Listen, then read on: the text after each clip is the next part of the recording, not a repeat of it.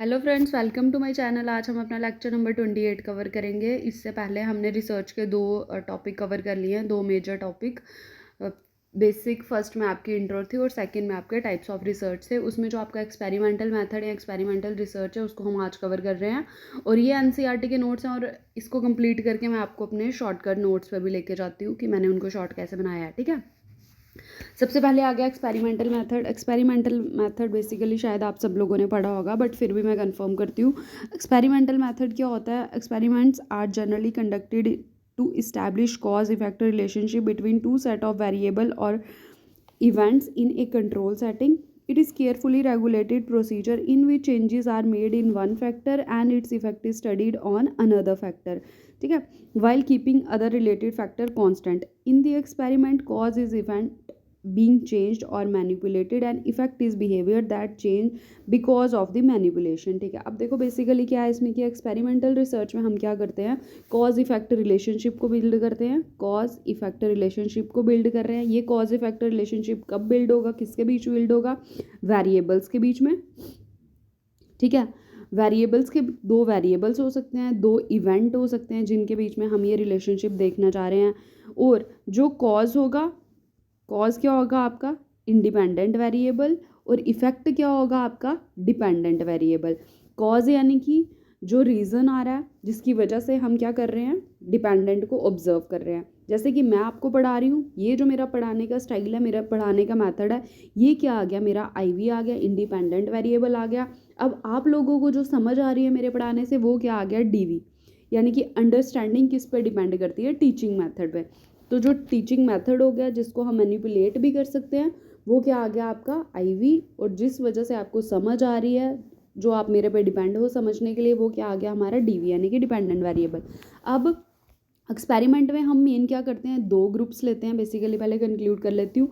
एक आ गया आपका एक्सपेरिमेंटल ग्रुप और दूसरा क्या आ गया आपका? Controlled group.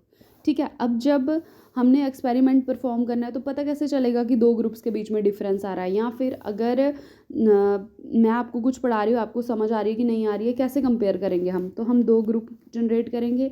एक एक्सपेरिमेंटल ग्रुप आ जाएगा, दूसरा क्या आ जाएगा आपका? कंट्रोल्ड ग्रुप आ जाएगा। अब जो एक्सपेरिमेंटल ग्रुप है, इनको मैं पहले एक मेथड से पढ़ा रही हूँ, फिर मैं देख रही हूँ कि इनके टेस्ट में कितने नंबर आ रहे हैं। जो कंट्रोल ग्रुप है उसको भी मैं उसी मेथड से पढ़ा रही हूँ और उनके मैं टेस्ट के स्कोर चेक कर रही हूँ। अब मैंने ये देखा कि दोनों के टेस्ट के स्कोर क्या आए? कम आए। तो मैंने एक्सपेरिमेंटल ग्रुप को क्या कर दिया, मैंने इनमें सेकंड मेथड भी अप्लाई कर दिया। ठीक है, एक बार दोबारा से करती हूँ। तो मैंने इन पे क्या किया, इस पे फर्स्ट मेथड किया मैंने एक्सपेरिमेंटल ग्रुप पे, और ये कंट्रोल्ड ग्रुप आ गया और इस पर मैंने सेम मेथड लगाया। अब कंट्रोल ग्रुप पे मैंने क्या करना है, मैंने कोई मेथड चेंज नहीं करना। मैं उनको रोज़ वैसे ही पढ़ा रही हूँ, दूसरा लेक्चर भी, तीसरा लेक्चर भी, फोर्थ लेक्चर भी। और इनके फिर मैंने इसके बाद पहले एक बारी टेस्ट लिया, इनके कम नंबर आए, मैंने दोबारा इनको यही मेथड रखा। बट जो एक्सपेरिमेंटल ग्रुप है, मैंने क्या किया, सेकेंड डे इनका मेथड ऑफ लर्निंग क्या कर दिया? चेंज कर दिया। ठीक है, फिर मैं इनके नंबर देख रही हूँ, हो सकता है इनके नंबर थोड़े बड़े हो। फिर मैंने क्या किया, इनको फिर से नया मेथड से पढ़ाया, कुछ और चीज़ें ऐड कर दी, फिर इनके नंबर हो सकता है और बड़े। बट इस पे कंट्रोल पे मैं क्या कर रही हूँ, सेम कंडीशंस को अप्लाई कर रही हूँ हर लेक्चर में। ठीक है, तो जिस ग्रुप में हम क्या कर रहे हैं, मेथड को चेंज कर रहे हैं, वो आपका एक्सपेरिमेंटल ग्रुप आ गया। और जिसमें हम मेथड को बिल्कुल चेंज नहीं कर रहे हैं, वो आपका कंट्रोल्ड ग्रुप आ गया, कि हम कंट्रोल्ड कंडीशन उनको दे रहे हैं, हम कुछ भी चेंज नहीं करेंगे, उनको वैसा ही चल रहा है। ठीक है, अब एक्सपेरिमेंटल ग्रुप में जिनको हम, क्योंकि मेथड ऑफ टीचिंग क्या कर रहे हैं, चेंज कर रहे हैं, तो ये जो मेथड ऑफ टीचिंग है, ये क्या आ गया मेरे? Independent variable. और स्कोर ऑफ चिल्ड्रन क्या आ गए मेरे? Dependent variable. कि जो स्कोर ऑफ चिल्ड्रन है वो किस पे डिपेंड कर रहे हैं? हमारे मेथड ऑफ टीचिंग पे। तो जो मेथड ऑफ टीचिंग है वो इंडिपेंडेंट आ गया, यानी कि आपका कॉज आ गया। और जो आपके स्कोर ऑफ स्टूडेंट है वो डिपेंडेंट वेरिएबल आ गया। और क्या आ गया? इफेक्ट आ गया। ठीक है, तो ये दो कंडीशंस हम लगाते हैं मेनली किसमें? एक्सपेरिमेंटल वेरिएबल में। दूसरी चीज़ आ गई, वेरिएबल क्या है? An object by itself is not a variable. हम किसी भी ऑब्जेक्ट को वेरिएबल नहीं बोलेंगे। अगर मैं कोई पेन ले लूँ वो वेरिएबल नहीं है, बुक ले लूँ वो वेरिएबल नहीं है, रूम ले लूँ वो भी वेरिएबल नहीं है, बट इट्स एट्रीब्यूट्स आर। अगर मैं उनके एट्रीब्यूट्स की बात करूँ तो क्या होगा, हम उसको वेरिएबल बोलेंगे। जैसे कलर ऑफ पेन, तो वो जो कलर है उसका एट्रीब्यूट वो क्या आ गया? वेरिएबल आ गया। अच्छा, साइज़ ऑफ रूम, तो जो रूम का साइज़ है वो वेरिएबल आया। रूम वेरिएबल नहीं है। टाइप ऑफ बैग, तो बैग का जो टाइप है कि आप लेदर का बैग ले रहे हो, कॉटन का बैग ले रहे हो, जीन्स का बैग ले रहे हो, डेनिम का बैग ले रहे हो, तो ये जो उनके स्टफ़ है जो बैग का, वो क्या आ गया, टाइप ऑफ बैग क्या आ गया, वेरिएबल आ गया। शैम्पू, शैम्पू खुद में क्या है, वेरिएबल नहीं है, बट ब्रांड ऑफ शैम्पू आ गया या फिर ब्रांड ऑफ सोप आ गया। चेयर, टाइप ऑफ चेयर, तो जो टाइप आ गई वो क्या आ गई, वेरिएबल आ गई। क्या आ गई, एट्रीब्यूट आ गया उसका। तो किसी भी ऑब्जेक्ट के एट्रीब्यूट को जब हम ऐड करते हैं तो वो क्या आ गया, वेरिएबल आ गया। बट अगर हम सिर्फ ऑब्जेक्ट की बात करें तो वो खुद में कोई वेरिएबल नहीं होता है। फॉर एग्जांपल, जो मैंने आपको एग्जांपल्स बता दी इधर वही लिखी हैं। फिर आ गया इंडिपेंडेंट एंड डिपेंडेंट वेरिएबल, जो मैंने ऊपर आपको भी पूरी कहानी सुनाई। तो इंडिपेंडेंट वेरिएबल क्या है, is that variable which is manipulated or altered or its strength vary by researcher in the experiment। ठीक है, जिस भी वेरिएबल को हम मैनिपुलेट कर रहे हैं, जैसे मैंने आपको मेथड ऑफ टीचिंग वहाँ पे बताया, या फिर उसको हम ऑल्टर कर रहे हैं, कुछ चेंज लेके आ रहे हैं, उसको हम क्या बोलते हैं, इंडिपेंडेंट वेरिएबल बोलते हैं। It is the effect of this change in the variable which the researcher want to observe or note in the study। अभी इस वेरिएबल का इफेक्ट है जो एक ऑब्जर्वर या फिर रिसर्चर क्या करना चाहता है, देखना चाहता है, जिस वजह से उसने इस वेरिएबल को इंक्लूड किया अपनी स्टडी में। In the experiment conducted by, अच्छा ये एक्सपेरिमेंट हम इसमें नहीं ले रहे हैं। The researcher want to examine the effect of the presence of other person on reporting. अच्छा, एक स्मोक वाली एग्जांपल है जो दी है एनसीईआरटी में। The independent variable was presence और absence of other people in the room. The variable on which the effect is independent is observed is called. अब main जो मैंने आपको ऊपर बता दिया, बेसिकली ये वाले मैंने पेज यहाँ पर रखा है इसलिए कि इंडिपेंडेंट और डिपेंडेंट है क्या आपका क्लियर हो जाए। इंडिपेंडेंट बेसिकली क्या है, जिसको हम मैनिपुलेट कर रहे हैं, जो कॉज है, और जिसका इफेक्ट हम किस पे देख रहे हैं, डिपेंडेंट वेरिएबल पे। डिपेंडेंट वेरिएबल क्या है, जो इंडिपेंडेंट पे डिपेंड करता है और जो हमारा क्या होता है, इफेक्ट होता है। ठीक है, फिर उसके बाद आ गया, ये बेसिक था हमारा क्या, इंडिपेंडेंट और डिपेंडेंट एनसीईआरटी के हिसाब से। अब आ गई आपकी मेन जो, अब आ जाते हैं मेन अपनी हम पीडीएफ पे जो हमने शॉर्ट चीज़ पढ़ी थी। ठीक है, ये आ गया आपका। ठीक है, एक्सपेरिमेंटल रिसर्च। अब देखो इसको शॉर्ट कैसे करना है, इतनी कहानी जो मैंने आपको बताई। एक्सपेरिमेंटल रिसर्च में हम क्या करते हैं, control, manipulate and observe. Control किसको कर रहे हैं हम, किसको कंट्रोल कर रहे हैं, एक्सट्रेनियस वेरिएबल को, या फिर जो एक्सटर्नल कंडीशन है उसको कंट्रोल कर रहे हैं।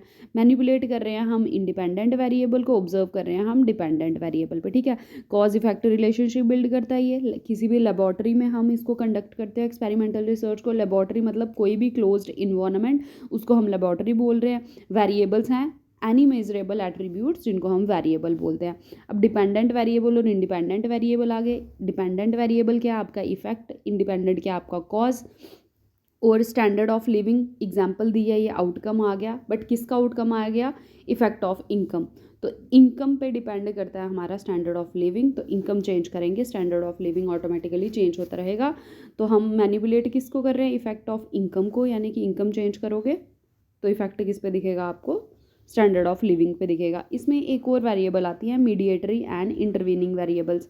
ये क्या होते हैं कि जो बीच में रोल प्ले करते हैं। जैसे इधर एक एग्जांपल दी है मैंने, ये एग्जांपल है इंटरवीनिंग वेरिएबल की, smoking and lung cancer. Smoking क्या हो गया, कॉज आ गया, इफेक्ट क्या आ गया, लंग कैंसर। अगर ज़्यादा स्मोक कर रहे हो तो लंग कैंसर हो रहा है कि नहीं हो रहा है, ये हम देख रहे हैं। अब बीच में क्या है, इंटरवीनिंग वेरिएबल क्या है, जो इन दोनों के बीच में रिलेशनशिप बिल्ड कर रहा है, वो क्या आ गया, टिश्यू डैमेज। अब ये जो इंटरवीनिंग या मीडिएटर वेरिएबल है, ये क्या करता है, जो लिंक इन दोनों के बीच में क्रिएट कर रहा है, उस लिंक को ये हो सकता है ज़्यादा स्ट्रॉन्ग कर दे, हो सकता है वीक कर दे, या हो सकता है लिंक क्रिएट ही ना होने दे। अब अगर टिश्यू ज़्यादा डैमेज होंगे ना तो क्या होगा, लंग कैंसर ज़्यादा होगा, ज़्यादा लंग्स ख़राब होंगे। बट अगर टिश्यू कम डैमेज होंगे तो क्या होगा कि जो लीवर है वो कम डैमेज होगा। तो जो आपका इंटरवीनिंग वेरिएबल है वो क्या कर रहा है, दो के बीच में क्या कर रहा है, इस्टेब्लिश कर रहा है क्या, लिंक। अब जैसे एक एग्जांपल है कि use of screen, use of screen. ठीक है, स्क्रीन के यूज़ से क्या हो रहा है, आइज़ पे इम्पैक्ट क्या पड़ रहा है आपके। ठीक है, अगर आप जितनी ज़्यादा देर तक स्क्रीन को यूज़ कर रहे हो तो क्या हो रहा है, आइज़ पे इफेक्ट पड़ रहा है। बट किस टाइप की स्क्रीन आ गई, ये जो मोबाइल आ गया आपका, ये आपका इंटरवीनिंग वेरिएबल आ गया। या फिर जो लिंक क्रिएट कर रहा है, या फिर मोबाइल भी आ सकता है कि कितने आपने उसमें कितनी ब्राइटनेस रखी है, ये भी लिंक क्रिएट करेगा। या फिर दूसरी चीज़ आ गई, क्या आप स्क्रीन को यूज़ करते हुए कोई स्पेक्स वगैरह का यूज़ करते हो, तो ये भी आपका इंटरवीनिंग वेरिएबल आ गया। क्या स्पेक्स की वजह से कनेक्शन बीच में जो डायरेक्ट बन रहा है स्क्रीन के साथ बन पा रहा है, तो जो भी बीच में लिंक क्रिएट कर रहा है इंडिपेंडेंट और डिपेंडेंट के, उसको हम इंटरवीनिंग या फिर मीडिएटर वेरिएबल बोलते हैं। अब आ गया एक आपका एक्सट्रेनियस वेरिएबल। पहले इधर बता देती हूँ एक्सट्रेनियस। देखो, एक्सट्रेनियस वेरिएबल और कंफाउंडिंग वेरिएबल होते हैं, ये ऐसे वेरिएबल हैं जो आपके एक्सपेरिमेंट को क्या कर रहे हैं, ख़राब करवा रहे हैं, और इसका डायरेक्टली इफेक्ट हमें कहाँ दिखता है, डिपेंडेंट वेरिएबल पे दिखता है, ठीक है। अब जो कंफाउंडिंग वेरिएबल है ना, ये इंडिपेंडेंट और डिपेंडेंट दोनों को इफेक्ट करते हैं, बट जो एक्सट्रेनियस वेरिएबल है वो सिर्फ किसको करेगा, डिपेंडेंट वेरिएबल को करेगा। अब मैंने इधर क्या लिखा है पहले ये बताती हूँ।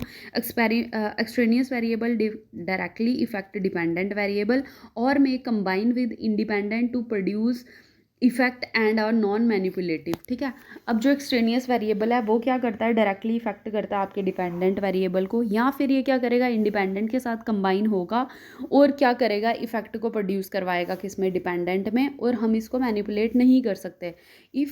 If an extraneous variable is real reason for outcome instead of independent variable, then it is called confounding variable। अगर एक extraneous variable real condition है किसके लिए, जो चेंज आ रहा है आपका डिपेंडेंट में, इंडिपेंडेंट उसका कंडीशन मतलब इंडिपेंडेंट के साथ वो नहीं मिल रहा है, बट जो भी चेंज आ रहा है डिपेंडेंट में वो किसकी वजह से आ रहा है, अगर एक्सट्रेनियस की वजह से वो चेंज आ रहा है तो क्या हो गया, उसको हम क्या बोलेंगे, कंफाउंडिंग वेरिएबल बोलेंगे। अब मैं इधर आपको बताती हूँ, जैसे ये, ठीक है, इंडिपेंडेंट वेरिएबल आ गया आपका, इंडिपेंडेंट आ गया जिसको हम मैनिपुलेट कर रहे हैं, कंडीशन 1 कंडीशन 2 हमने दे दी डिपेंडेंट को, अब इसका इन्फ्लुएंस हम देख रहे हैं डिपेंडेंट पे, ठीक है।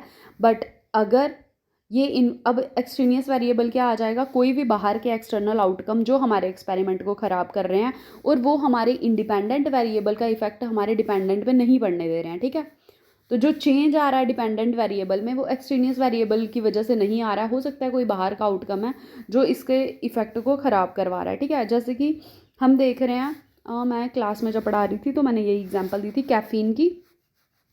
कैफ़ीन का इफेक्ट हम किस पे देख रहे हैं, स्लीप पे, ठीक है। अब इंडिपेंडेंट वेरिएबल क्या आ गई, पहली कंडीशन आ गई हम कि कोई हाई लेवल का कैफ़ीन कोई ले रहा है और क्या हो रहा है, उसकी स्लीप डिस्टर्ब हो रही है, बट हम क्या करेंगे, सेकंड कंडीशन दी हमने, उसके कैफ़ीन का अमाउंट रिड्यूस कर दिया, हमने उसको उस ड्रग को रिप्लेस करके कॉफ़ी या टी दे दी कि कम अमाउंट का कैफ़ीन, फिर हम स्लीप पे इफेक्ट देख रहे हैं बट फिर भी उसकी स्लीप डिस्टर्ब हो रही है। तो हो सकता है कोई बाहर का फैक्टर है कि एक्सटर्नल फैक्टर है जो क्या रियल कंडीशन है जिसकी वजह से नींद नहीं आ रही, और जो हम कंसीडर कर रहे हैं कि इंडिपेंडेंट वेरिएबल है तो वो सच में इफेक्ट नहीं लेके आ रहा है, ठीक है। जैसे कि हो सकता है कि कैफ़ीन रियल रीज़न ना हो सकता है कि उसका सोने का टाइम ही अलग हो, या फिर वो कोई और मेडिसिन ले रहा हो जिसकी वजह से उसकी नींद डिस्टर्ब हो रही हो सकता है जहाँ पे वो सोता है वहाँ पे बहुत नॉइस हो तब नहीं वो सो पा रहा है। तो ये जो बाहर की कंडीशंस है जिसकी वजह से नींद नहीं आ रही है और हमने उसको अपने एक्सपेरिमेंट में कंसीडर नहीं किया, कंट्रोल नहीं किया, वो एक्सट्रेनियस वेरिएबल है, ठीक है। अब जो एक्सट्रेनियस वेरिएबल रियल कंडीशन बनेगा जिसकी वजह से नींद नहीं आ रही है वो कंफाउंडिंग हो जाएगा, ठीक है। जब तक हमारे पास एक्सटर्नल फैक्टर्स हैं बहुत सारे जो हमारे डिपेंडेंट को इफेक्ट कर रहे हैं, इंस्टेड ऑफ इंडिपेंडेंट वेरिएबल कोई और वेरिएबल अगर हमारे एक्सपेरिमेंट को इफेक्ट कर रहा है जिसकी वजह से डिपेंडेंट में चेंज आ रही है तो उसको हम एक्सट्रेनियस वेरिएबल बोल रहे हैं।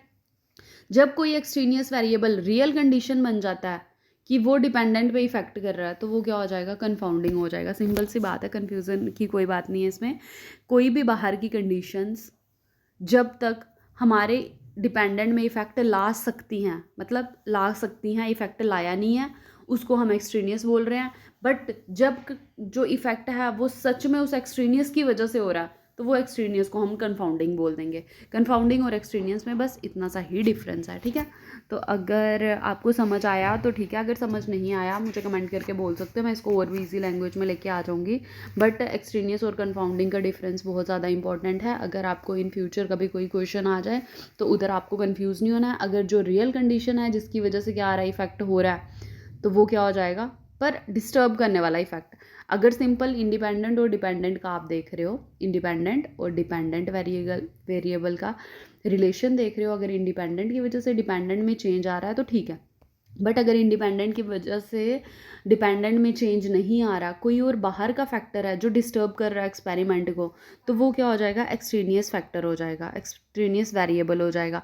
एक्सट्रेनियस वेरिएबल हमारा एक नहीं होता है, बहुत सारे हो सकते हैं, इसलिए हम उनको एक्सट्रेनियस वेरिएबल बोल रहे हैं। बट जो एक्सट्रेनियस वेरिएबल रियल कंडीशन बन रहा है कि जिसकी वजह से डिपेंडेंट में चेंज आ रहा है, तब वो कंफाउंडिंग वेरिएबल हो जाएगा।